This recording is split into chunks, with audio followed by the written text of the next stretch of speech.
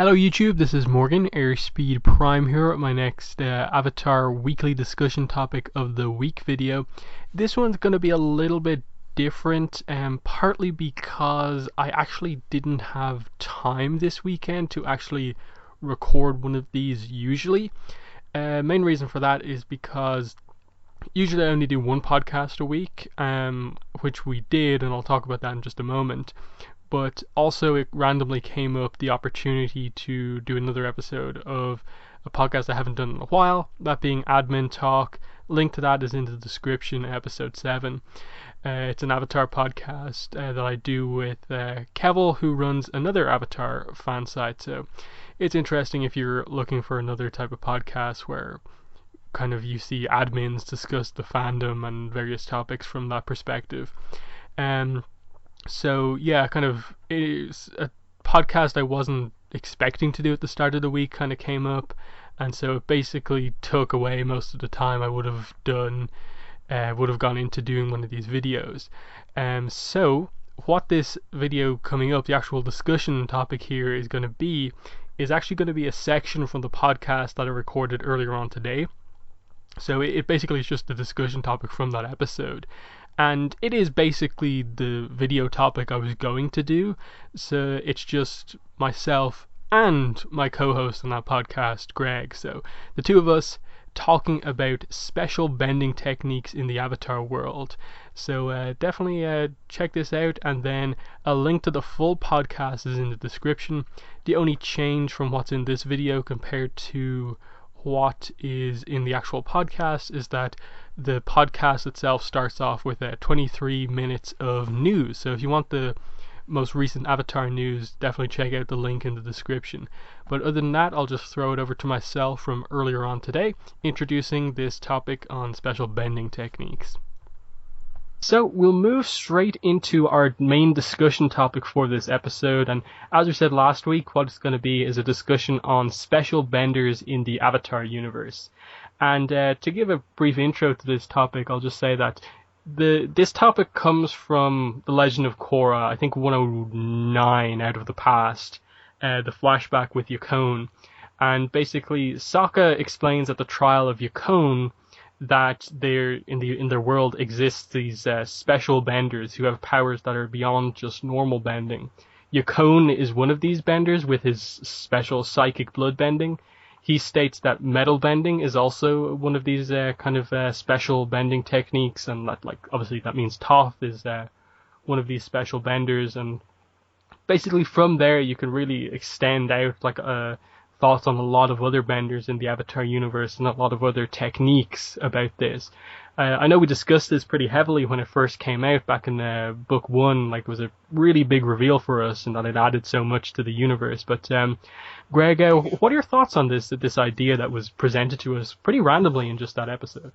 Yeah, no, I think that's a really sort of interesting concept. I mean, like we've talked before, it really just sort of open things up as far as, the world and the abilities. I mean, bending itself is already really interesting in itself, and it's pretty unique, but the ability, the fact that there's actually, people that have, certain abilities that are either unique to them or unique to, a specific subset of actual benders, I think it's really cool. It adds a lot of different depth, and it really just sort of makes you think, what can people do, or what can people sort of imagine up. It really makes it seem like there's no real limit to, just the bending abilities. It's just really, you have to sort of think of something and try to work really hard at it, and it's a possibility that it might actually come to fruition. So I think that's a really cool concept that just adds a lot of different things, and just it's, even if one thing seems sort of overpowered at one point, eventually there'll probably be something else that'll eventually sort of balance it out. So it's sort of like the universe is just balancing itself out with sort of abilities overall.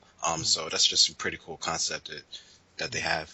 And definitely it's kept balanced just by the fact that they're usually pretty rare and specific to just one bloodline, one family pretty much, and then some of them are more common than others, some of them are rarer, some of them only a few people can do.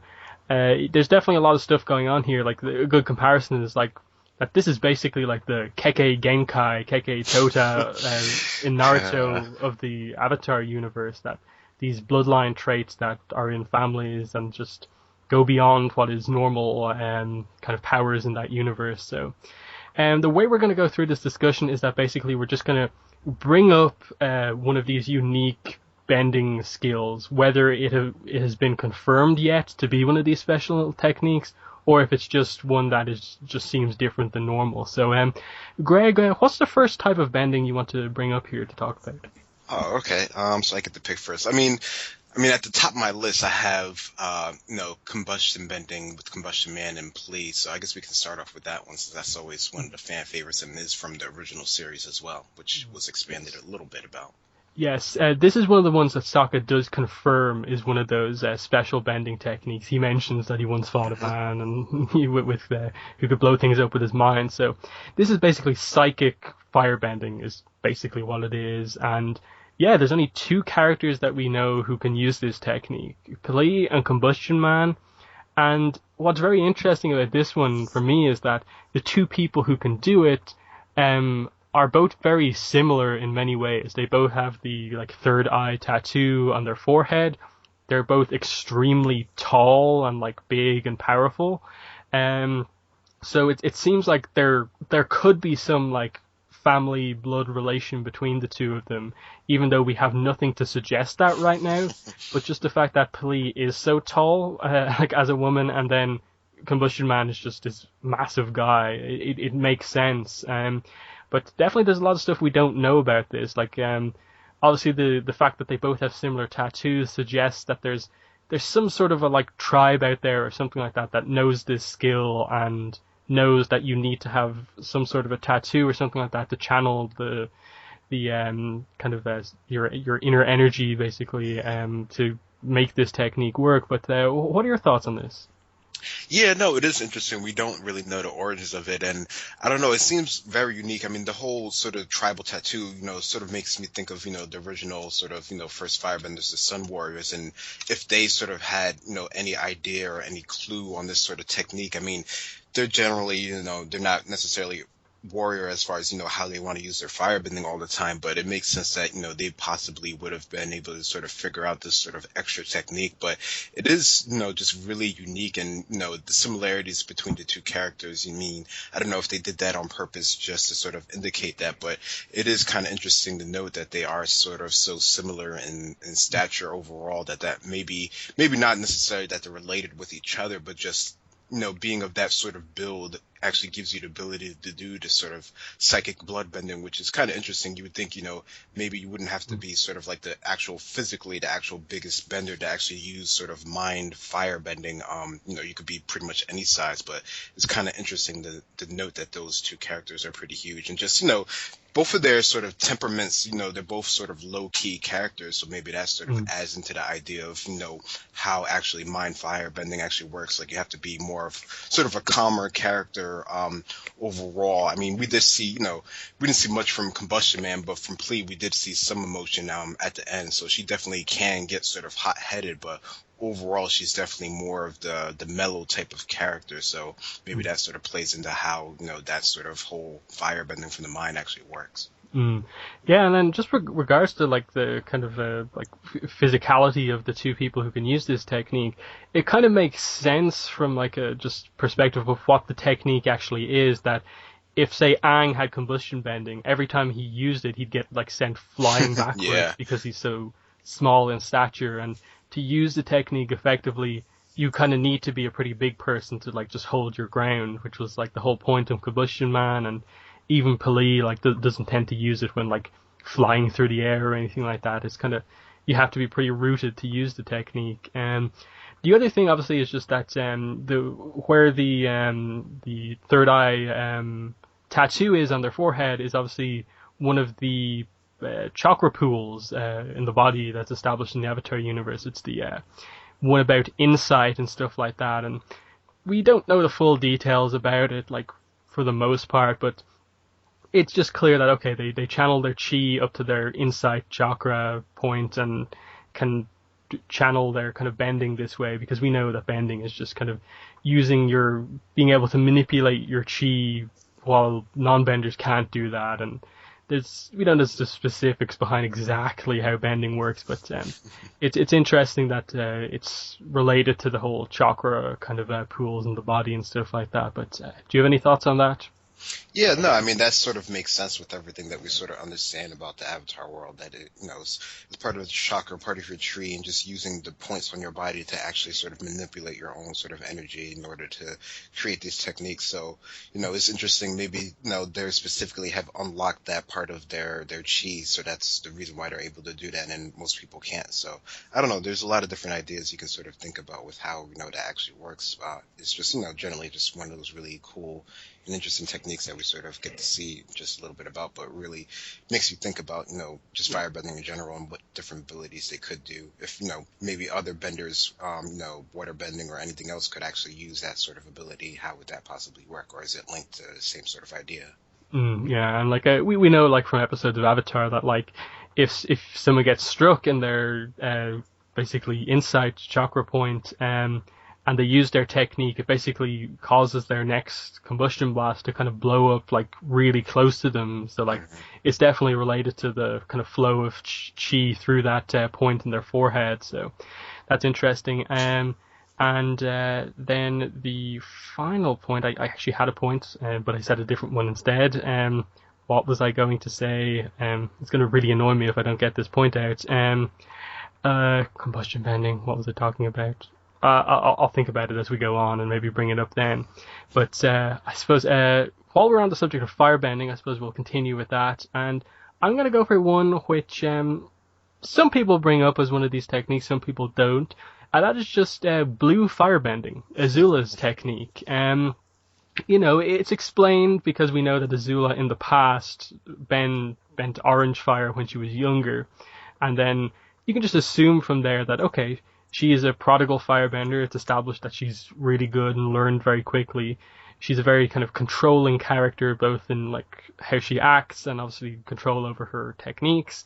And obviously blue fire is hotter than orange fire, so it makes sense that her character and her skills with firebending allowed her to control fire that was hotter, had more energy to it, and that's interesting, but it doesn't kind of explain why no one else has used like a blue firebending or like a different color that is hotter than normal.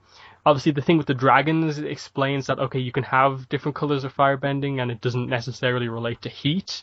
But I think with Azula, it's definitely like meant to represent that she can control hotter power than anyone else can. But what are your thoughts on blue firebending? Is it just like a matter of like turning up the heat on normal firebending, or is it a specific special power that only Azula can do?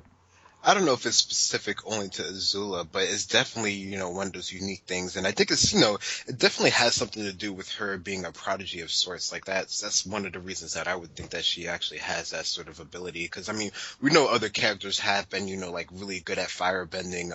Mako is said to be one of those bender that's probably, really good or has exceptional talent. And we know Iroh was really good with it too as well. But she's the only character that we know of at least that actually has blue fire. So she definitely has sort of unlocked something that allows her to either heat up her fire more or just, has that sort of ability with the blue fire. I mean, I don't know. I just, it's always sort of cool. It sort of fits her personality of her, being unique and just a prodigy. And, it looks really cool in general. So that's always cool. But I don't know. It is interesting. I mean, I would wonder if, you have the ability to actually sort of learn how to do blue fire, since we have seen the dragons actually do, use multicolor fire.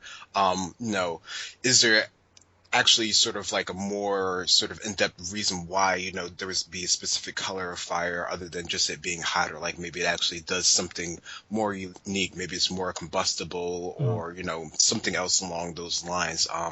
But I don't know. It's really cool that she sort of has that. It definitely adds a lot to sort of her character. And I don't know. I mean, it seems like she's always able to do it, even if she's sort of not in sort of like the best of mindset. She still has the ability to use the blue fire. So maybe it's one of those things sort of like once you actually sort of figure it out, the key, you're not necessarily going to go back to using, or you won't sort of, I guess, maybe revert back to using the normal color firebending, because even when Azula was at sort of her craziest point that we've seen, she still was able to blue firebend. So maybe it's something, just unique once you finally get over that hump of actually being able to use it. Yeah, and there's definitely a lot of other points to bring up, just like the idea that blue fire might just be this kind of style of firebending that's that little bit closer to lightning than normal fire is. So it's this Hmm. kind of like halfway point where like it is more powerful, but you can only use it if you are like an expert at lightning generation or something like that, which we know Azula is. Um, and then the other point to bring up is obviously the fact that if it is more powerful, more energetic, like how is Zuko able to face her evenly in like their Agni Kai at the end and like stuff like that? And obviously, there's a suggestion here that learning firebending from the dragons, the true way of firebending, naturally makes your fire stronger. So even though Zuko's is like normal fire color, it could match up against Azula's blue fire color because he learned the true way, whereas Azula is still using her kind of like drawn primarily from anger style and stuff like that. So there's a lot of stuff to go on. Of course, some people do say like, yeah, the only reason she has blue fire is because they wanted to artistically make Zuko and Azula look different. But I think the fact that her fire wasn't blue from the start, like that's a point in the show that they make that when she was younger she used regular colored fire.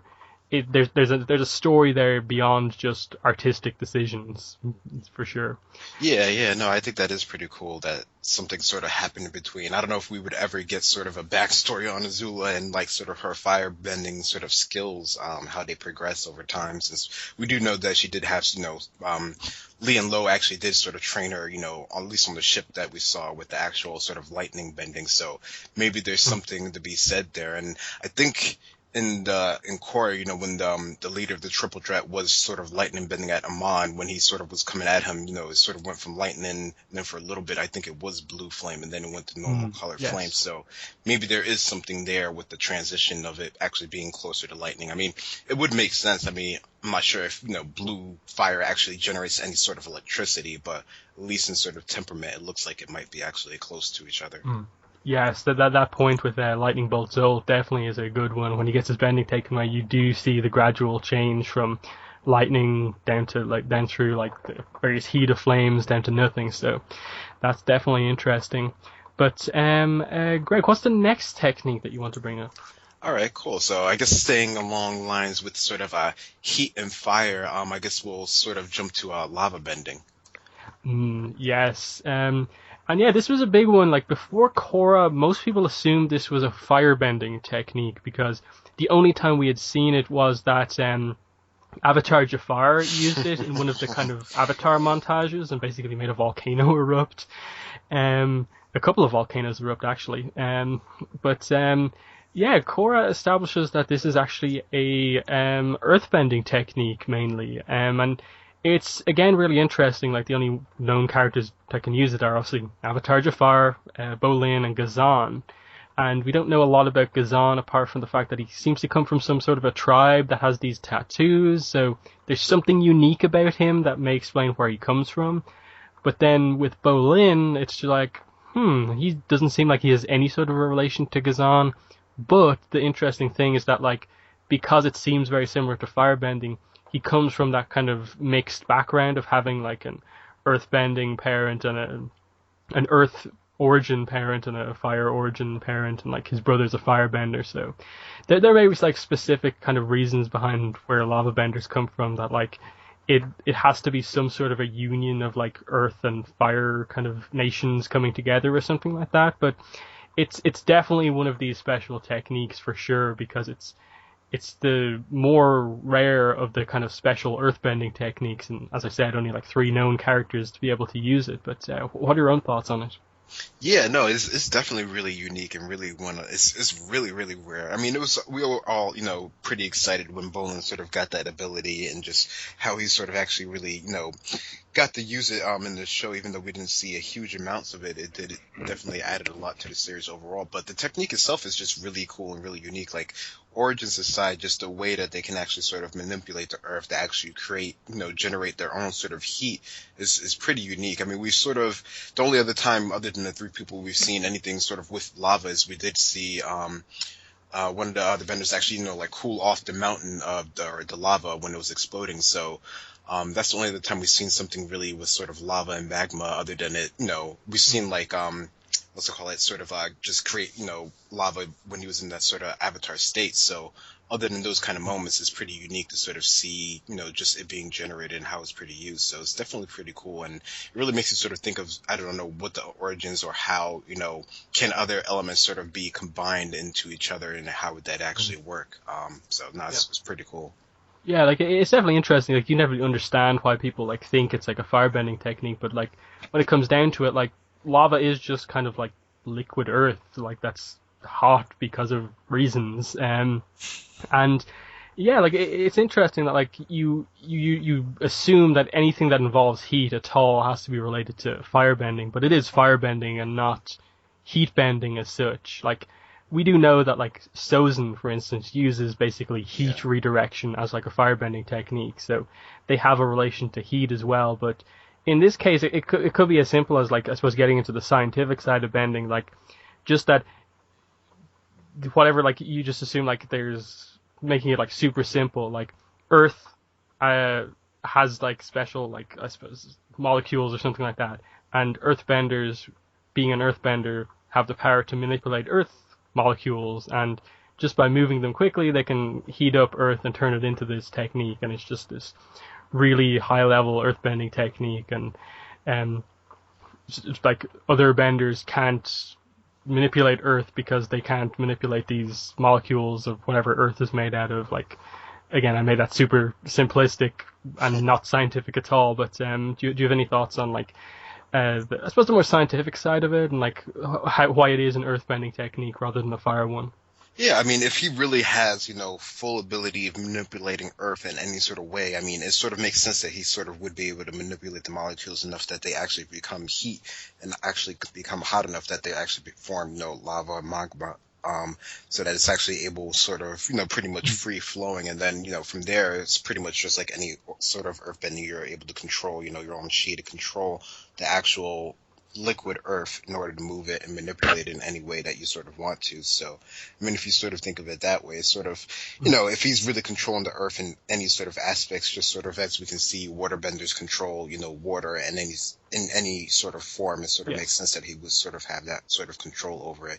It's just really, really sort of rare, and it's not like they're actually sort of like conscious of how they're actually sort of doing it. Like most bending is sort of, one of those things that you sort of feel out and you sort of just stumble into, which is kind of cool. I mean, that's how we saw Bolin actually find out that he could do it. He just threw his hands up. So it's pretty cool how that sort of works out. So, maybe it's just one of those things where you have to be put in those situations, and you have to, have the right sort of background and makeup, and then you can sort of do the ability, even if you don't sort of fully understand it yourself.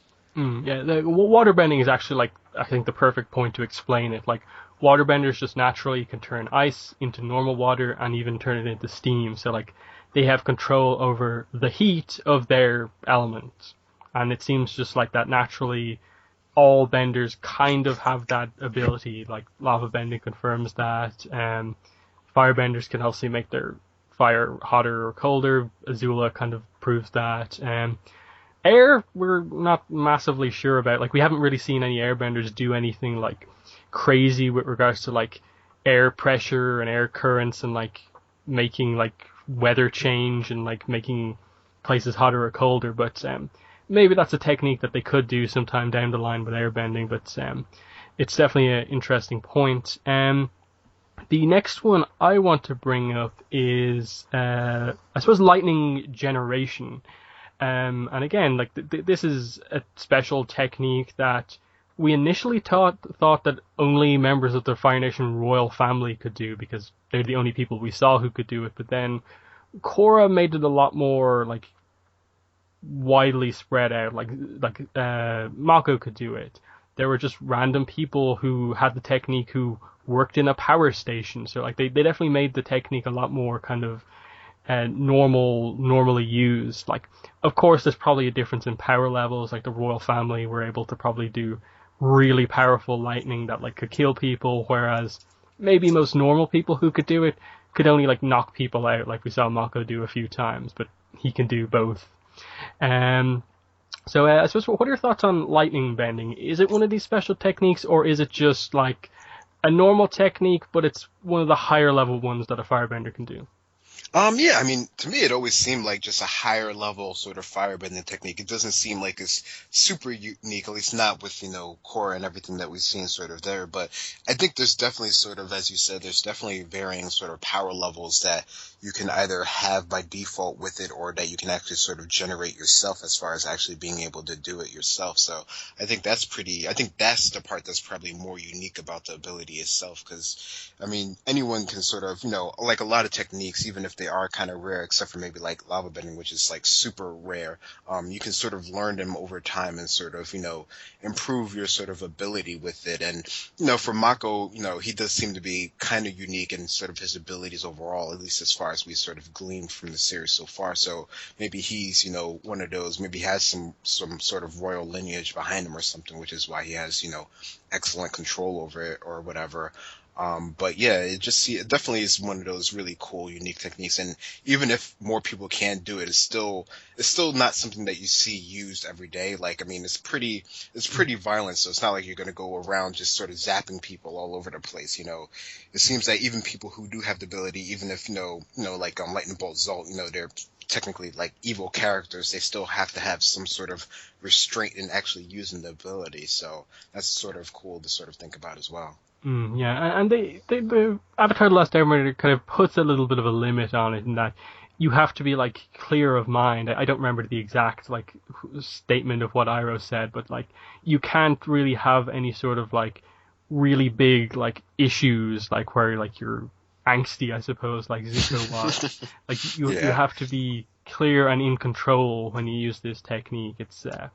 It's not one where you can really use like heavily fueled by anger properly. So, like say Zhao probably would never be able to do lightning bending because he's way too angry. Whereas like even Ozai, that we consider like a really evil character, has a level of control over things that he can do that technique. And even Azula, who had kind of lost her mind at certain points, could still use that technique because she knows how to bend properly. So uh, like we still don't know if Zuko can do lightning generation, which I don't know if it's ever going to be a thing where they reveal that he can do it or what. But it's a weird thing that they set it up that he just needs to be kind of clear of mind, and he kind of seems that way, like just right about now. But I suppose just on Zuko specifically, like, do you think he ever learns this technique, or is he a master of it when we meet him in Korra and stuff like that? That's interesting. I mean, it does seem like he's definitely clear of mind. I mean, he can sort of redirect lightning, and you do sort of need to have, calm, sensitive mind to even use that sort of ability. So I would think that he would at least be able to use it, or at least, has the fundamentals down on it, even if he doesn't sort of use it as much. I mean, he may just not want to use it out of, like sort of personal reasons, but I don't see why, after so many years, he probably wouldn't have at least gleaned the idea of how to actually do the technique himself, even if he doesn't use it. Mm. And I suppose while we're on lightning generation, we have to cover lightning Yep. redirection. And this one is interesting in that there's still like speculation and debate on as to whether this is purely a firebending technique or if any bender could actually do this, because the kind of explanation for like how the technique works from Iroh doesn't really like specify that you really have to like control the lightning. It's more like just positioning your body in such a way where you make it so that the lightning goes through certain parts of like your own body that store chi, and we know that kind of the elements are just kind of like linked in that way. So we're not really sure if it's like only firebenders can do this technique, or if say like a waterbender could do this technique if they really needed to and just do the motions in the same way and make it work. But right now, all we know is that it's a firebending technique at heart, but that it has its origins from kind of waterbending style and philosophy, like making the flow of lightning go through a certain part of your body, redirecting it, which isn't usually a part of kind of standard firebending as we know it. So, what are your thoughts on lightning redirection in terms of a special technique? Yeah, I mean, it's definitely pretty special. I mean, I don't know. I would think that you would have to have sort of like excellent sort of control over your chi, and, for that, normally you would have to be sort of a bender of some kind. So it would sort of make sense to me that, at the very least, at least sort of, waterbenders would be able to sort of redirect lightning if they sort of understood the process and the technique enough, and were of course put in that sort of situation where they had to do it, that they sort of would be able to do it. But it is definitely pretty unique. I mean, we've seen it used, we've seen Zuko use it, and it's pretty interesting to see how it works. And even Aang, we saw him use it, even though he didn't, direct it directly back at what's called So it's interesting just it in itself, and just sort of how it works, and even how you can sort of redirect lightning that isn't generated from another person, like we've seen sort of Mako use it as well, against the mecha tanks. So it's definitely sort of interesting how it can sort of be used, either from generated from natural or unnatural sources. So it's definitely one of those cool techniques that we've seen used so far, and you definitely have to have pretty, I don't know, it seems like at least calm temperament when you're at least using it to actually be able to do it. Like for some reason I couldn't see, I mean I could, before Azula went sort of crazy, I could see her maybe doing it if she wanted to, although she just doesn't seem to have the personality to sort of want to redirect anything. She just wants to go straight forward at something, so I probably wouldn't see her using it, but I definitely could see a lot of other characters using it if they had clear of mind for it. Yep, it's definitely an interesting technique, but what is the next technique you want to talk about? Okay, so I guess going with techniques that are needing to have a clearer mind, I guess sort of the flight ability of, I guess, airbenders that we've seen used by Zahir. Yes, we waited a long time to know what the airbending special technique was, and we got it right at the end of book 3, and it is the ability to fly, not just glide, but actually fly around the place like Superman, basically. And yeah, it's interesting because I don't think anything like inherently stops any airbender just being able to use this technique, except for the fact that it requires kind of this sacrifice that I don't think everyone would want to do, and that's kind of separating yourself from all attachments to the world, and you get into the philosophy of airbending there, like wanting to just get rid of all attachments from the world, and so you're not attached to the world, and so you can actually fly. Aang obviously is attached to the people he cares about, so he would never learn that technique just because that's not in his personality. But like if someone really wanted to, and they didn't want to connect to other people, I guess they could use this technique, but it's that kind of double-edged sword about what you have to do to learn the technique versus the actual technique's power. So this definitely seems like the kind of lightning generation of airbending, and that like you can do it, but you need this philosophy behind yourself, like the clear of mind. But in this case, it's detach yourself. But what are your own thoughts? Yeah, I think the whole idea that you sort of have to be clear of mind is sort of what makes it, really sort of unique, even though, in theory, if you are an airbender, you could sort of learn this technique. And the way that we see him actually sort of come to this is a pretty sort of gruesome way. So I'm sure a lot of people, specifically like Tenzin, is probably not going to sort of learn or even want to learn this technique, knowing what you have to sort of go through and actually to gain this sort of ability. But it is sort of really sort of unique in how it's actually done, and how they just how they actually sort of illustrated this ability overall. In the show was really cool, and how Zahir used it in actual battles I think was really unique. So it's definitely sort of a cool ability, and then sort of airbending in general, you would think that they would be able to fly in some form or way, even if we see them use gliders, but being able to fly on their own power, I think would it would be the necessary the next logical step in their sort of ability. So that's just really cool to sort of see finally in the show, since we've been wondering about it for a while, and we sort of have seen in the flashbacks with Wan, them on like the clouds or whatever, sort of flying about, which is kind of cool. Maybe that's sort of like the middle ground of that technique, where you actually sort of generate your own sort of cloud and fly over, and maybe you don't have to be detached that much from the world, since those people didn't seem like they were detached from their whole tribe. So maybe that's the middle ground of that technique. That would be kind of cool if they could figure that out later on. But it's just flight overall is just really cool. The old airbenders in Wan's time, they had families, like we saw that, so they didn't seem like they were very much like the airbenders that we know of, like from Aang's time and stuff like that. So they definitely had some sort of approach to it, and maybe like Guru Lahima, Zahir have this very like heavy approach to it, where like cutting all ties like literally means like cutting them off, rather than just kind of, I suppose maybe like Aang with the Avatar state, where he just had to kind of didn't have to like lose Katara or anything like that, but just accept that when it came down to it, like he has to put the fate of the world above one person. I suppose like doesn't necessarily mean that you can't have any attachments, and maybe like the cloud bending is that sort of a middle ground, as you say, and that would be really cool because I'd actually like to see that technique again. And I suppose you can sort of see little bits of that, like Aang's air scooter and then Tenzin's air cycle are both getting kind of close to that, but without the, I suppose, vertical kind of effect for the most part. So definitely, like I'd like to see airbenders in the future maybe get to that stage. Maybe Milo could bring it back. He seems like the sort of kid that could get that done.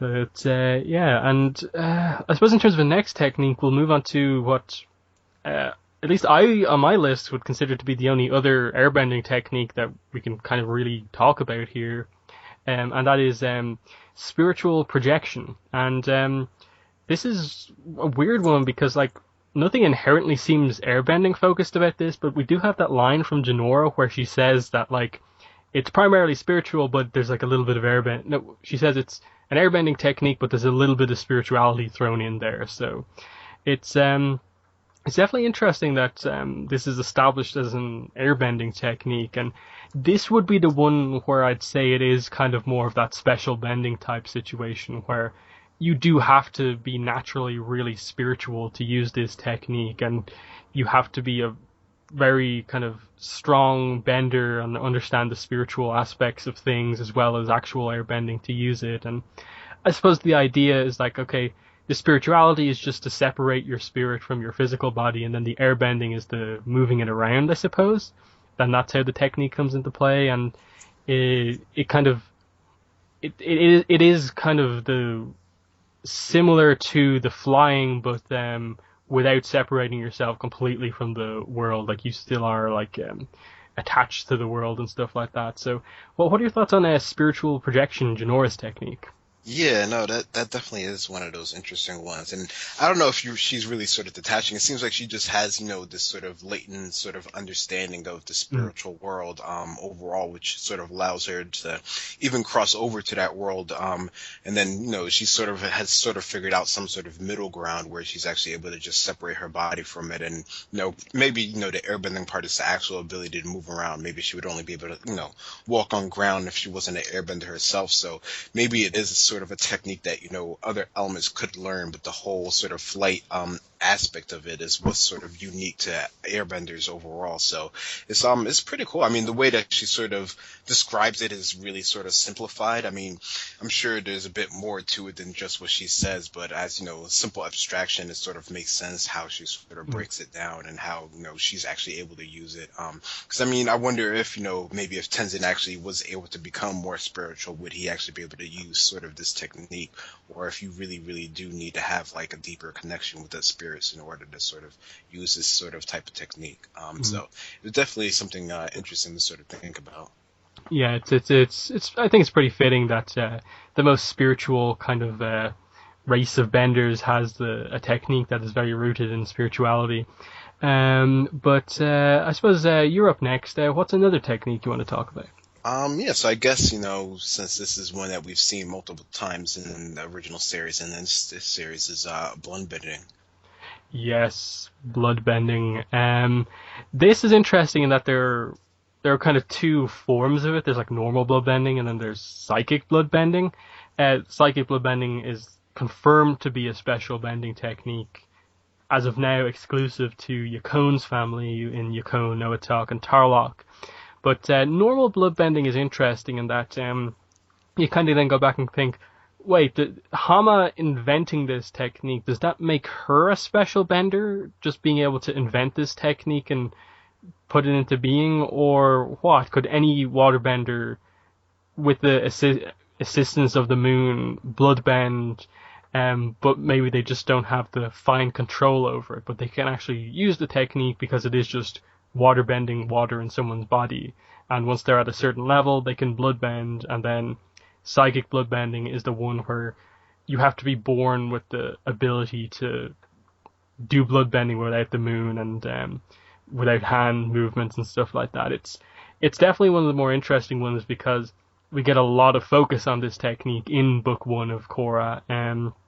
But it's normal bloodbending is probably the more interesting aspect of the discussion because Korra establishes that like Katara had the technique banned, so we don't really know who can naturally just use that technique or not. But I'd definitely be of the opinion that like once you're a reasonably powerful waterbender, you can bloodbend. It's not like a really special technique that some waterbenders just can't do. And psychic bloodbending is the like super special, you have to be born into it version. But what are your own thoughts?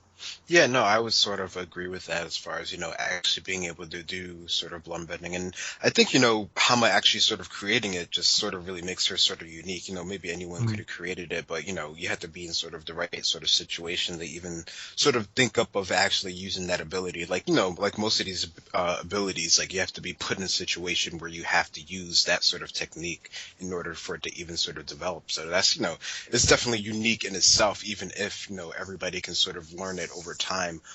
But yeah, I think it's also really interesting the fact that Katara did actually have the technique banned. I mean, as far as we know, there haven't been any other techniques in the Avatar world that have actually clear straight out been actually banned from actual usage. I mean, I don't know how you even sort of really go about doing that other than, just making it one of those sort of taboo things in your world. So that's kind of interesting in itself.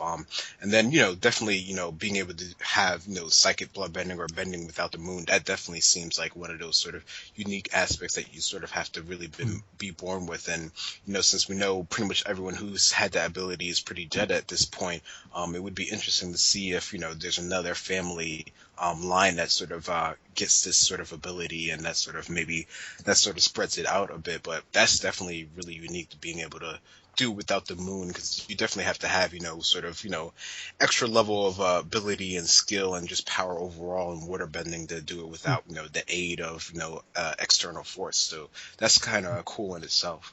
Yeah, I think the other kind of point to bring up here is just that, like, it's kind of a special on I suppose the main thing with bloodbending is this really, the reason it's banned is because it's a bloodbending a technique that directly bends part of your opponent's body, just kind of like airbending suffocation, which I assume would be like one of the only other techniques that would be banned now that they know it exists. Like, airbenders don't use this technique, waterbenders don't use this one, but I don't think you need to be a special airbender to do suffocation technique. You just like, oh, so I just need to create this ball of air and suck the air out here. Exactly.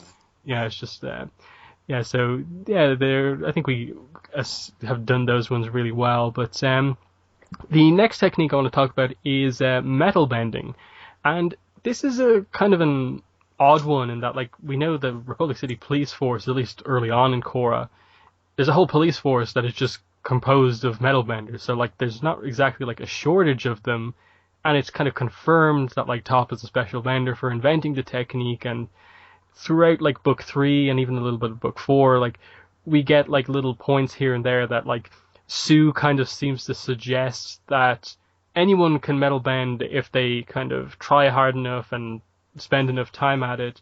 Whereas as far as Bolan is aware, it's like 1 in 100 earthbenders can metal bend. So it's this kind of weird thing about like the person who is a metal bender is saying that anyone can do it, but the person who isn't is saying that there's like stats as to why you can't do it.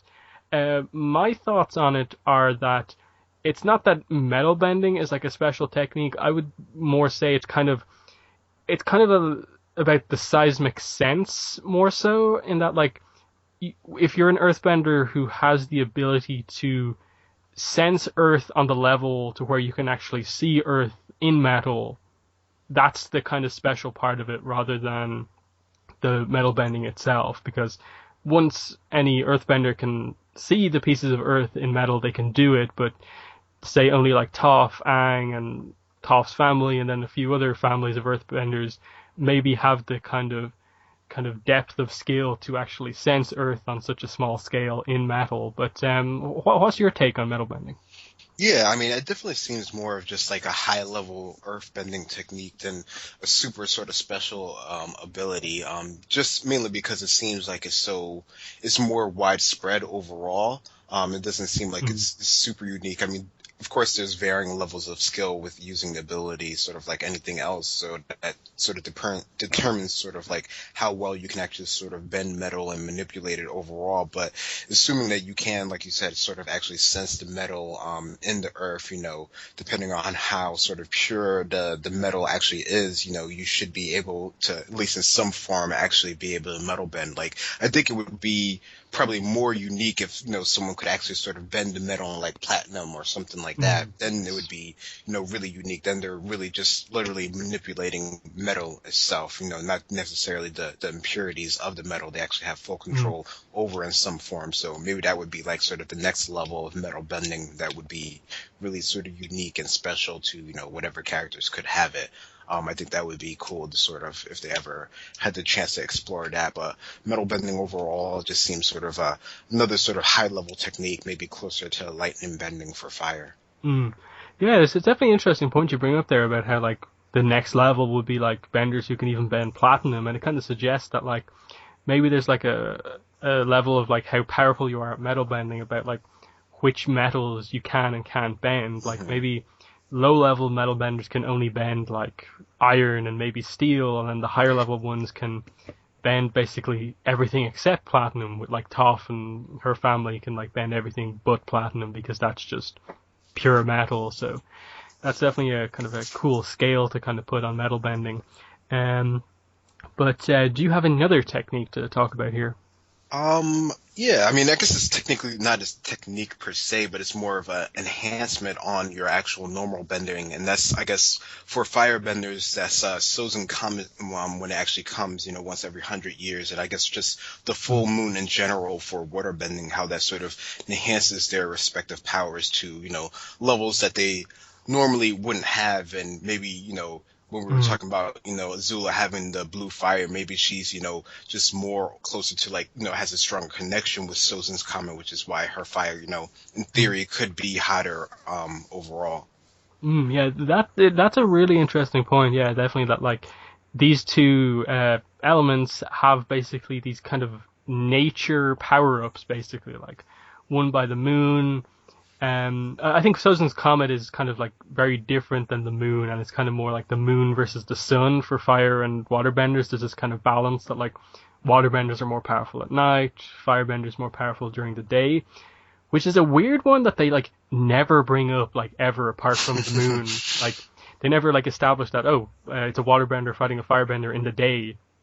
We've got problems here. It's just like nope, if the moon is out, you don't want to fight waterbenders. But that's a separate talking point.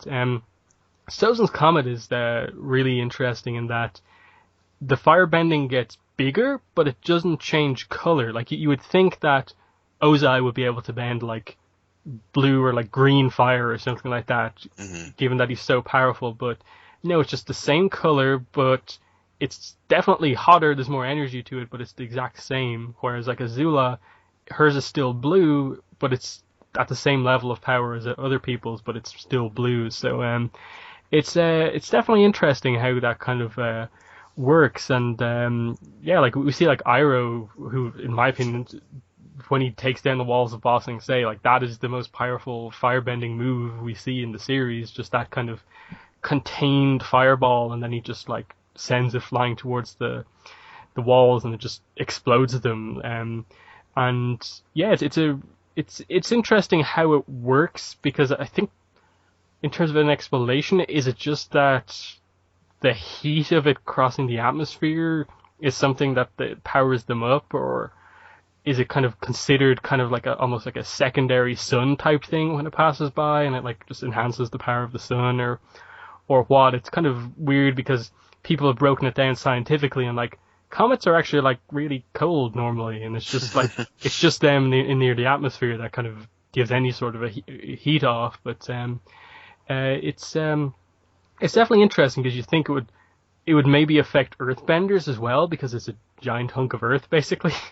And but no, they give it to firebenders and stuff like that. So it's definitely a interesting thing. And then the whole, as I just said, the whole, if the moon is out, waterbenders are more powerful, and specifically the moon allows you to use bloodbending, which, you know, I don't know how that relates to like the moon spirit and stuff like that. And then the sun, like we don't know if there's a sun spirit, which would be a cool reveal. Like that's probably one of the bigger spirits that, like, if it exists, would be cool to know about. But do you have any further thoughts on this?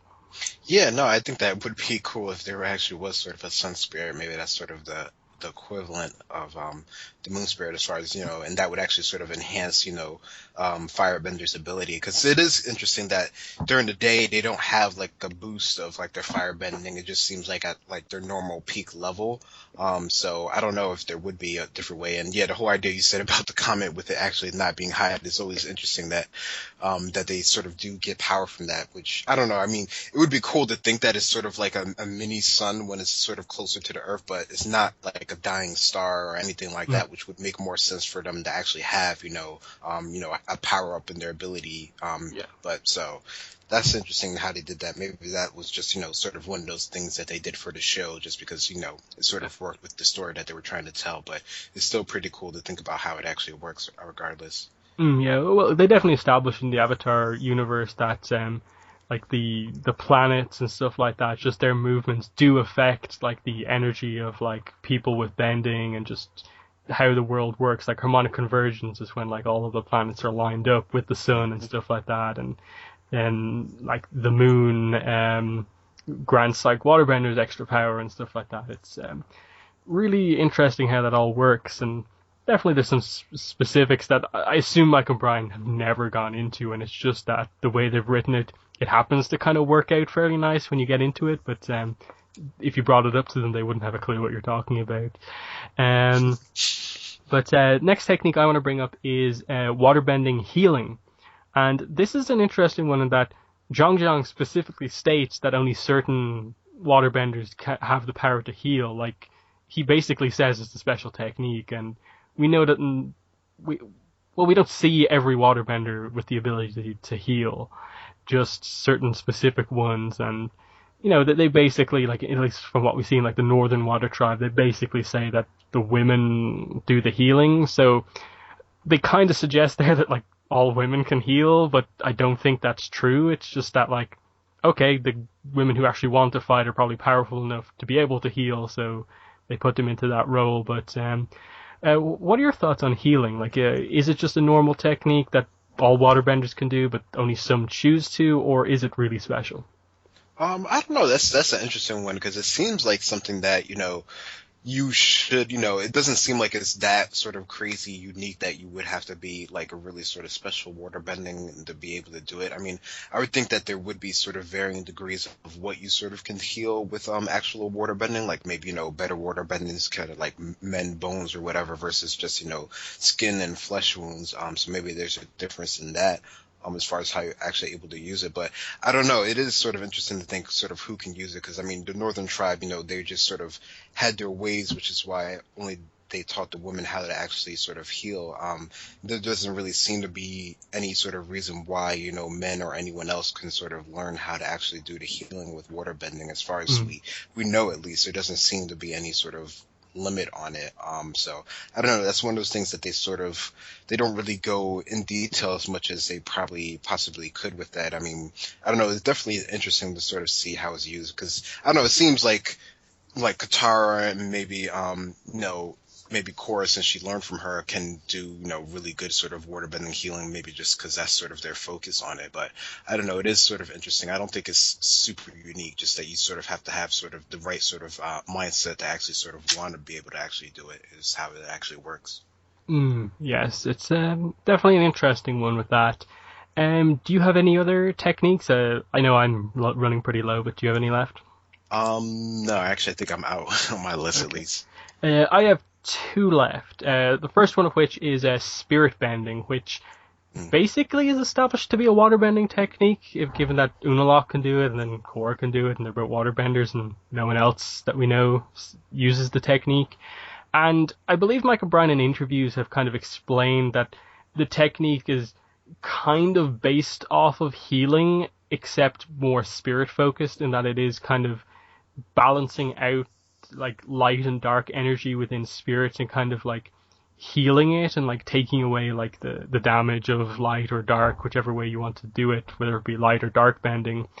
Um, and yeah, it seems kind of like Genora's spirit projection technique. It's a technique that requires you to be spiritual. Um, Otherwise you can't do it because you have to have some knowledge of how kind of spirits work and that they are a mix of light and dark, and there's like a balance between it that determines their form. And yeah, it's an interesting one because like the way the technique works, like if you use it on someone's spirit, you basically erase them from existence, basically. Like if you use the dark bending version and you kind of like destroy them, whereas if you use the light technique, it kind of purifies them and kind of, because we know that spirits don't die, instead when they're like destroyed they change form. It's killing them with light bending is like purifying them so that they're reborn in a nicer way and stuff like that. And then if you use it on someone's physical body, it obviously kills their physical body but purifies their spirit. So what are your thoughts on spirit bending? Yeah, that's definitely really unique. And I don't know, for the longest, I would think that maybe, possibly other sort of bending abilities, probably more just airbending would actually be able to use the technique. But if, you really think about it as far as being more of, you're actually being able to heal sort of the inside, the actual spirit of an actual, spirit or whatever, or human, then it sort of makes sense that it would be sort of closer to sort of water bending and more unique to them, which is kind of cool. I mean, it sort of makes sense since it seems like water benders, overall are generally, more in tune with sort of their spirits, which would make you think that airbenders could do it as well, but maybe not to that sort of level. So it's definitely pretty interesting in how it's sort of used throughout the show, and just sort of how, there's different ways you can do it. You can use it either in the positive way or in a negative way. So it's kind of cool that it sort of has, sort of its own sort of self-balancing as far as, how you actually use it yourself. Like it definitely suggests like, because the only thing waterbending really focused about it is that, okay, there's a sort of relation to healing, and then when we see the technique used, it's like a helix kind of pattern of water. But could you not make a helix pattern of fire and do much the same thing and stuff like that? Like, could you not create like a helix structure of earth and do the same air? But we're not really sure, like, because it kind of brings up the idea of, like, we've talked about waterbending healing, but then there's that one character who seems to be able to firebend, heal, or at the very least kind of energy check. It didn't look like it was actual, like, healing. It was kind of like they can check someone's energy with the, I don't know, like, what was your take on that firebending kind of? No, I was hoping you'd bring that up. Yeah, it definitely seemed like that old woman that she sort of just was able to sort of monitor, because, I mean, the flames, they weren't hot or anything, or they didn't seem like they were that hot, so she definitely was able to sort of read Korra while using that sort of technique. So it sort of seems like it's something sort of similar to sort of waterbending as far as the healing, because we know that they can sort of have some sort of sense while they're actually doing that. I mean, the only difference is obviously she didn't, physically touch Korra, so maybe there's some sort of distinction between what she's actually able to do, but maybe that's just sort of one of those things, sort of those techniques that you sort of are able to sort of gain when you're older, or if you're more in tune with sort of your element, you sort of can use your element to sort of read other people, or specifically sort of their chi and their spirit. So it's probably closer to along the lines of being more spiritual connection, maybe it's, half spiritual, half, firebending, sort of like, Genora's spiritual projection techniques, sort of, maybe it's one of those sort of in-between sort of techniques. Yeah, because these last two things we talked about definitely kind of seem to suggest that it's not out of the realms of possibility that, like, every form of bending could have a healing technique and a spirit bending technique to them, because nothing seems like inherently just related to one nation over the other, other than the fact that, like, waterbenders and airbenders naturally seem more spiritual because of airbender philosophy, and then because of where the water tribes are located and, like, the spirit portals and stuff like that. And kind of like, now that there's a spirit portal in Republic City, will spiritual techniques start to develop there and stuff like that? It's definitely really interesting. But that leads us into the last technique, and that is the complex issue of energy bending, which is a weird one in that it's kind of one of those ones I don't know where to start with this technique. I'm going to just state this as fact without even knowing that it's a fact, but I'm just assuming that like the dragons are like the animal for fire, line turtles are the animal for energy bending. Would you agree or disagree with that? I mean, that definitely seems the way that they've described it to us so far as we know, as far as how it works. So I would agree with that so far.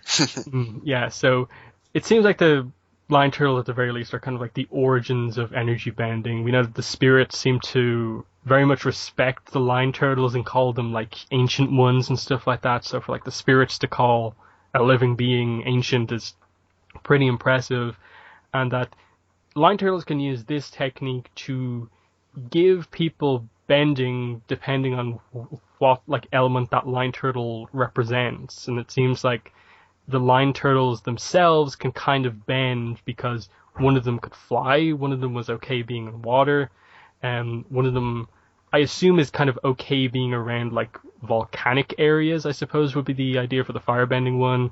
And then one of them is okay with like I suppose the pressure of earth around it or something like that is like a hand wavy explanation for their elemental preferences, but that they can give people bending, and then at least one of the line turtles is able to give someone energy bending, give them the direct energy bending technique, and then you have to bring up the line, you know, like in the era before the Avatar, we bent not the elements but the energy within, which is like the most talked about line in like Avatar history, because even now we still are like, wait, is this before Wan's time, or are you just talking about line turtles when you say that, or what? But just Greg, what are your thoughts on energy bending? Yeah, no, it's really sort of complicated, and it's really kind of hard to sort of figure out sort of what it is and how you actually sort of control it. Because I mean, the way when we actually see, you know, the lion turtle actually give, you know, the original firebenders, you know, their firebending is interesting how they sort of manipulate that and how he's actually able to sort of take it back from them as well. It's kind of interesting, and you know how Aang actually gets, you know, the ability to bend someone's actual sort of energy in their chi and actually take away sort of their bending. And even Korra and how she sort of uses it. So I don't know, it's really interesting in how it's used. I mean, I think it definitely can sort of could use a bit more explanation, but it seems like one of those things that just sort of works in the world as far as how it's actually used. But it's, you know, it's definitely, you know, obviously very unique. You're not just going to get anyone with sort of that ability to have, you know, some sort of really deep sort of spiritual connection. In order to even sort of grasp the concept of how it actually works. So, and that's usually seems to be reserved to avatars in general. So, Yeah, like the energy bending techniques we know of are like the ability to give bending, which is the line turtles, as an explanation. They give Aang the ability to take bending, and of course the line turtles also take back people's bending, because the idea was that they like lent people bending 10,000 years ago. Aang, at the end of book 1 of Korra, demonstrates the ability to kind of unblock blocked bending, which isn't the same as I think giving bending, because of the way Amon's blood bending technique worked. It was like that technique blocks the chi paths of the body, which stops you to being able to bend, and then Aang apparently is able to use energy bending to unblock them, which is interesting. And then what Korra does at the very end of Korra blocking the spirit laser, like, is that spirit bending or is that energy bending? I assume it's energy bending because she doesn't use water at all, so there's some level of like just literally bend energy. Like, it's not just like about bending and stuff like that, it's like actually just bending forms of energy that she seems to do there, and the sheer power of all of the energy creates a spirit portal. So what are your thoughts on some of these techniques that are actually available to energy benders? yeah, no, it's definitely interesting. I mean, definitely like the last one that you said with Korra, like it definitely seems like she was able just to literally sort of pull the energy and actual spirit energy and actually able to sort of blend the blast, and that sort of would make sense along the lines with actually creating sort of a spirit portal itself. So that's kind of cool in itself. And yeah, no, the whole ability of, I don't know, being able to sort of use the energy bending and sort of unlock your chi. I mean, it sort of makes sense because you just have sort of a deeper connection with just chi in general, and being able to access other people's would allow you to sort of either block it or sort of unblock it. So that's definitely sort of interesting to think about, and just sort of which sort of characters could sort of use it if they have like a deeper spiritual connection. Like, would Jinora be able to possibly be able to use any of these techniques, or is it really sort of reserved to avatars? Yes, energy bending is probably a topic we could do a whole podcast on, really bringing the line turtles and all this other sort of stuff, but that's probably a topic for another day. I think we've gone through most of the other techniques. Have any new ones come to mind after this discussion? No, not really. I mean, of course, the avatar herself or himself is just, pretty unique as far as abilities of being able to control all the four elements, but that definitely could be a bigger topic in itself as well. Yeah, I suppose we're kind of lucky that the way the universe works, they haven't done anything like directly like combining elements and stuff like that. So they haven't introduced like dual benders like they do in like Naruto and stuff like that. Like, hey, you can use this specific combination of elements which creates this new technique. So we're probably lucky that we don't have like 16 different combinations to go through. Like, wait, what is all of the elements combined together as one technique? Because anytime we see them used, it's just kind of like some kind of clever artistic way of having all four of them roughly together in the same attack. And the kind of best that we've got was what Aang was going to do to Ozai with a kind of spiraling dagger of all the elements, whatever it was he was doing. So we're kind of lucky in that sense that we don't have to go like, okay, what's water and earth together as one or anything like that. yeah. The hot bubbly mud is basically the combination of all four elements. Basically, that's what that episode establishes to us. But yes, that's the discussion on special benders in the Avatar universe. It's definitely something to like keep your eye on as we just go through more get more content and stuff like that. Like, it'd be really cool if the comics introduced a new technique, or if there is a new series at some point, if we learn about them there, or even just these little bits of information that could come out that reveal stuff to us. It's going to be interesting to just be on the lookout for this sort of stuff. But that has been the discussion topic for this week.